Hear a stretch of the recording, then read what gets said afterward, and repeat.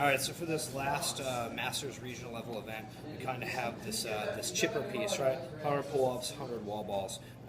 This is going to be kind of a shorter event, obviously similar to the hundreds workout that was at the regionals last year with the wall balls into the 100 chest to bar pull-ups.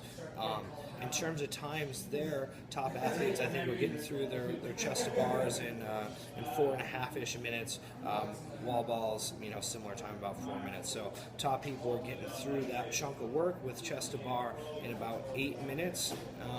And I wouldn't be surprised if we see kind of similar times from these Masters athletes, especially starting with the pull-ups, which is going to have less of an effect on the wall ball than starting with the wall ball going into the pull-up. So in terms of splitting this thing up, this is basically going to be kind of a combination piece of a muscle endurance around the scapula, which seems to be a common theme in CrossFit, as well as just general aerobic power here, right? So the 100 pull-ups, again, nice for you guys who aren't so good at chest to bar to actually just have to do normal pull-ups here. I know that some people have a pretty significant disparity in terms of their capacity on the chest to bar, either through coordination getting the chest to the bar, mobility in the shoulder, muscle imbalances that kind of make this last little inch tough, etc. So just getting chin over the bar is certainly a much easier movement and tends to be much less of a CP battery type of test for people than more just an aerobic piece with a little bit more of a muscle endurance kind of feel to it.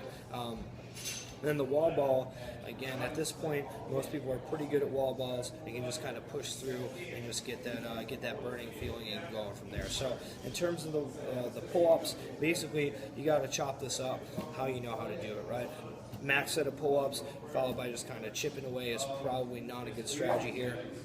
Goal is going to be something more like, depending on where you're at, maybe a set of 20, a set of 15, maybe trying to keep 15s and 10s or something like that as you go through it, right? Don't even be afraid of smaller sets, sets of 5, etc. The idea here is we want to minimize reps between sets rather than necessarily maximizing reps per set, right?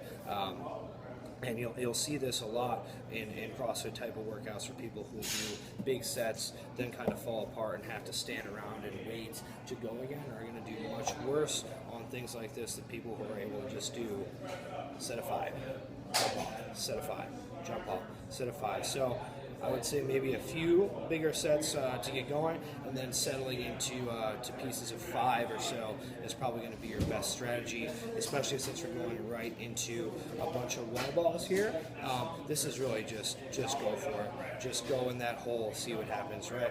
Some of the top athletes here are going to be able to do sets of probably almost 100 unbroken even after the 100 pull-ups. Before that, probably a middle range of people who are going to be able to do maybe a set of 50 unbroken to start with and then kind of chip away.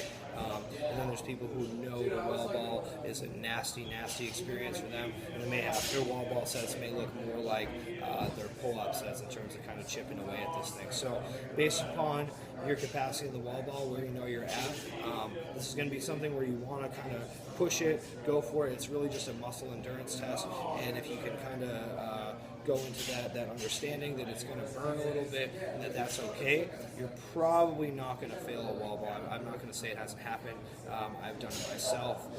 Start to not hit the target, and it starts to not quite hit the wall right and all that good stuff. But it's okay to kind of push beyond that comfort level here to finish this thing off, because this is going to be a short piece here that's going to, every second is going to actually matter on this. So if you're good at this, just go for a big set, finish it off. If you're okay at this, obviously you want to stop before you completely collapse here, maybe a set of 40 to 50 reps, and then smaller sets of 10 to kind of finish it off. And if you're bad here on these wall balls, may have to be smaller sets and just try to minimize your rest as much as possible rather than crossing that threshold and staggering through your remaining 45 reps.